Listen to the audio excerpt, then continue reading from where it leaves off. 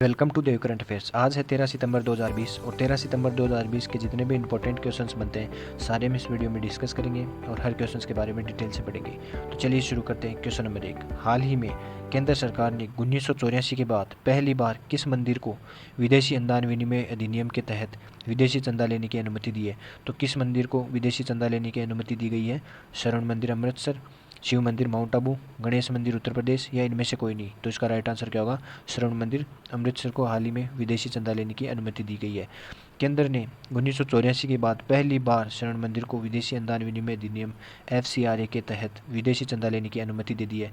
इस पर गृह मंत्री अमित शाह ने कहा है कि दशकों से दुनिया भर की संगत यहाँ सेवा कर पाने में असमर्थ थी, तो अभी चंदा दे के सेवा करने का मौका पा सकती है। चलिए नेक्स्ट क्वेश्चन, हाल ही में देश में पहली बार ऐसी डेयरी खोली जाएगी जहां दूध न देने वाली गायों को रखा जाएगा।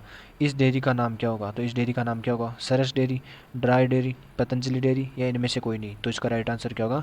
ड्राई डेयरी इस डेयरी का नाम होगा। इस वर्ष के अंत तक धार्मिक शहर मथुरा और वाराणसी में पायलट प्रोजेक्ट के रूप में यह डेयरी खोली जाएगी। चलिए नेक्स्ट क्वेश्चन, हाल ही में अमेरिका और इजराइल से चल रहे तनाव के बीच ईरानी सेना ने हिंद महासागर में युद्धाभ्यास शुरू किया है। इस 3 दिवसीय युद्धाभ्यास का नाम क्या रखा गया? तो इस 3 दिवसीय युद्धाभ्यास का नाम क्या रखा गया?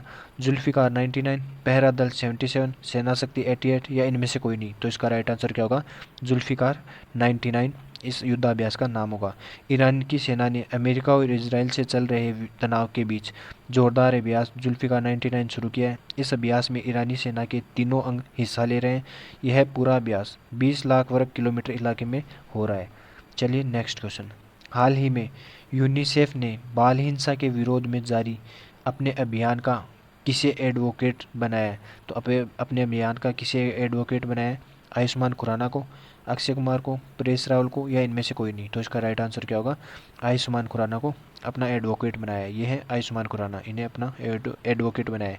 संयुक्त राष्ट्र की संस्था यूनिसेफ ने अपने बाल अधिकार अभियान फॉर एवरी चाइल्ड के लिए सेलिब्रिटी आयुष्मान खुराना को अपना एडवोकेट बनाया है। चलिए नेक्स्ट क्वेश्चन, हाल ही में किस राज्य ने अपनी पहली हेरिटेज टूरिज्म पॉलिसी लागू की है? तो किस राज्य ने अपनी पहली हेरिटेज टूरिज्म पॉलिसी लागू की है? हरियाणा ने, गुजरात, उत्तर प्रदेश या इनमें से कोई नहीं? तो इसका राइट आंसर क्या होगा? गुजरात ने अभी पहली हेरिटेज पॉलिसी लागू की है। यह है मैप में गुजरात। गुजरात की बात आती है, गुजरात के मुख्यमंत्री हैं विजय रूपाणी। इन्होंने हेरिटेज टूरिज्म पॉलिसी 2020-25 की घोषणा की है। मुख्यमंत्री विजय रूपाणी हैं, गवर्नर है आचार्य देवव्रत और राजधानी है गांधीनगर। चलिए नेक्स्ट क्वेश्चन, हाल ही में सुप्रीम कोर्ट ने कितने राज्यों पर अभी तक आयुष्मान भारत योजना लागू नहीं करने के कारण उन पर नोटिस जारी किया है? तो कितने राज्यों पर आयुष्मान भारत योजना लागू नहीं करने पर नोटिस जारी किया है? 2 राज्य, 3 राज्य, 4 राज्य या इनमें से कोई नहीं? तो इसका राइट आंसर क्या होगा? 4 राज्यों पे अभी नोटिस जारी किया है सुप्रीम कोर्ट ने। वो 4 राज्य कौन से हैं? दिल्ली, पश्चिम बंगाल, तेलंगाना और उड़ीसा। इन 4 राज्यों पर आयुष्मान भारत योजना लागू नहीं करने पर सुप्रीम कोर्ट ने नोटिस जारी कर दिया है। चलिए नेक्स्ट क्वेश्चन, हाल ही में शिक्षा मंत्रालय ने किस पोर्टल पर राष्ट्रीय शिक्षा नीति को लागू करने के बारे में देश भर से सुझाव मांगे? तो शिक्षा मंत्रालय ने किस पोर्टल पर राष्ट्रीय शिक्षा नीति को लागू करने के बारे में देश से सुझाव मांगे हैं? माई गोव पोर्टल, शिक्षक पोर्टल, निधि पोर्टल या इनमें से कोई नहीं? तो इसका राइट आंसर क्या होगा? माई गोव पोर्टल के लिए देश भर से सुझाव मांगे। अभी कुछ दिन पहले शिक्षा मंत्रालय ने भी राष्ट्रीय शिक्षा नीति को लागू करने के बारे में देश भर के टीचर से माई गोव पोर्टल पर उनके सुझाव मांगे थे। बच्चों की शिक्षा, उन्हें मिलने वाला वातावरण काफ़ी हद तक यही तय करता है कि भविष्य में वो एज ए पर्सन कैसा बनेंगे और उनकी पर्सनैलिटी क्या होगी। चलिए नेक्स्ट क्वेश्चन, हाल ही में जारी ग्लोबल इकोनॉमिक फ्रीडम इंडेक्स 2020 में भारत की रैंकिंग क्या रही है? तो भारत की रैंकिंग क्या रही है? 103, 104, 105 या इनमें से कोई नहीं? तो इसका राइट आंसर क्या होगा? भारत की इकोनॉमिक ग्लोबल फ्रीडम इंडेक्स में 105वीं रैंकिंग रही है। ग्लोबल इकोनॉमिक फ्रीडम इंडेक्स में भारत 26 पायदान नीचे खिसक के 105वें पायदान पे आ गया। पिछले साल 79वें स्थान पे भारत था। चलिए नेक्स्ट क्वेश्चन, हाल ही में पीएम मोदी ने 11 सितंबर को राष्ट्रीय शिक्षा नीति 2020 के तहत एक सम्मेलन संबोधित किया। उसका विषय क्या था? तो इस सम्मेलन का विषय क्या था? 21वीं सदी में स्कूली शिक्षा, 22वीं सदी में स्कूली शिक्षा, 23वीं सदी में स्कूली शिक्षा या इनमें से कोई नहीं? तो इसका राइट आंसर क्या होगा? 21वीं सदी में स्कूली शिक्षा इसका मकसद था।